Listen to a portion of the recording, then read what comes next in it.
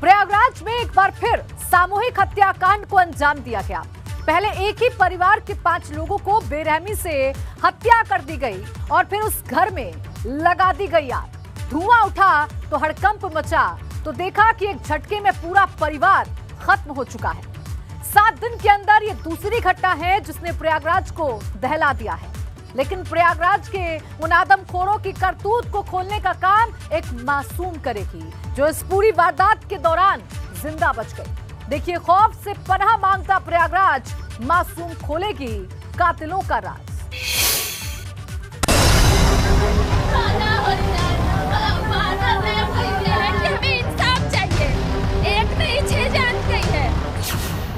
सामूहिक हत्याकांड से थर्रा उठा प्रयागराज।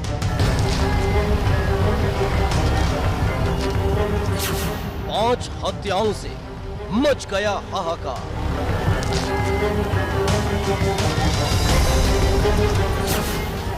रात के अंधेरे में खत्म हुआ पूरा परिवार।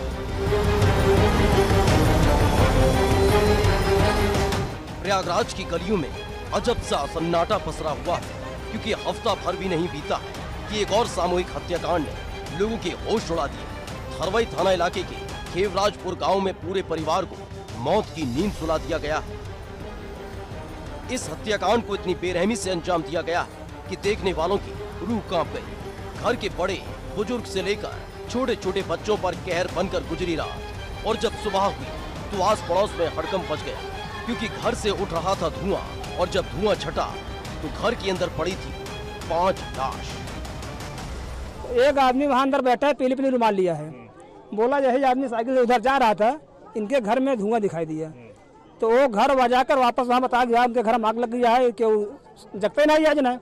तो वो आदमी आए जन आए थे प्रबोध यादव, प्रवीण कुछ नाम ऐसे आए, प्रदीप यादव। हाँ, वो आदमी यहाँ आया तो आया तो जो उनकी साथ थी हमारे बेटी की, वो जिंदा थी।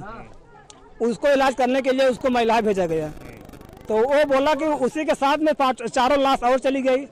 हम नहीं समझ पाए 4 लाश कहाँ जा रही हैं। खेवराजपुर गांव में रहने वाले राजकुमार यादव और उनके परिवार की बेरहमी से हत्या कर दी गई थी। राजकुमार यादव और पत्नी कुसुम यादव की हत्या, बेटी मनीषा और बहू सविता की बेरहमी से हत्या, 2 साल की मासूम को भी नहीं बख्शा, उसकी भी बेरहमी से हत्या कर दी गई थी। ईंट पत्थर से पीट कर मौत के घाट उतारा गया। खून से लथपथ शव अंदर पड़े हुए थे और बाहर चीख पुकार होने लगी। इस पूरे हत्याकांड को अंजाम देने वालों ने ईंट से कूच कर पूरे परिवार को खत्म कर दिया था, और उसके बाद सबूत मिटाने के लिए घर में आग लगा दी गई थी। जांच पड़ताल शुरू में की गई तो पाया गया कि राजकुमार हैं, इनकी उम्र करीब 60 साल है। इनकी पत्नी कुसुम है, उनकी भी उम्र करीब 60 साल है। 2 लोग, राजकुमार बेटी, राजकुमार की बहू और राजकुमार की एक पोती, ये लोग मृत हैं। एक इनकी पोती हैं जो 5 साल की हैं, वो जीवित हैं। इस तरह का यहाँ पे मामला है। सभी टीमों ने जांच पड़ताल कर लिया है। बॉडीज़ को पोस्टमार्टम के लिए मोर्चरी भेज दिया गया है। पोस्टमार्टम रिपोर्ट के बाद एकदम क्लियर हो जाएगा कि किस प्रकार की चोटें हैं बॉडी पर और क्या क्या चोटें हैं, सारी चीज़ें क्लियर हो जाएंगी। सामूहिक हत्याकांड की जानकारी मिलते ही पूरा प्रशासनिक अमला मौके वारदात पर पहुंच गया, और जो भी घर में दाखिल हुआ सन्न रह गया। पूरे परिवार की बेरहमी से हत्या कर दी गई थी। सिर्फ 5 साल की एक मासूम बच्ची जिंदा बच सकी। बहू और बेटी से दुष्कर्म की आशंका जताई जा रही है। हर बार की तरह इस बार भी पुलिस इस पूरे मामले में जांच की बात कह रही है, तो वहीं हर एक साक्ष्य को इकट्ठा किया जा रहा है, जिससे सनसनीखेज वारदात से पर्दा उठाया जा सके।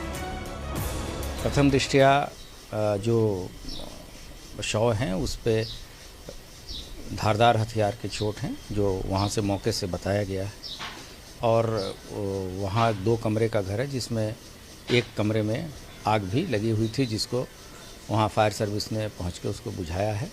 घटनास्थल का निरीक्षण किया जा रहा है और वहाँ की फॉरेंसिक टीमें, डॉग स्क्वाड इत्यादि का भी उपयोग किया जा रहा है। जिस घर में इस वारदात को अंजाम दिया गया था, जहाँ खूनी खेल खेला गया, उस घर में 2 कमरे हैं। एक कमरे में पड़ी मिली लाश, कमरे में हत्यारों ने लगाई आग। पुलिस ने संदिग्धों को हिरासत में लिया है। फिलहाल इस पूरे मामले के खुलासे के लिए एसटीएफ की टीम को लगाया है, क्योंकि अभी तक पुलिस के हाथ कुछ पुख्ता नहीं लगा है कि आखिर किसने और क्यों सनसनीखेज वारदात को अंजाम दिया। लेकिन सिर्फ 7 दिन के भीतर हुए सामूहिक हत्याकांड ने प्रयागराज में दहशत फैला दी है। एबीपी गंगा के लिए प्रयागराज से मोहम्मद मोइन की रिपोर्ट।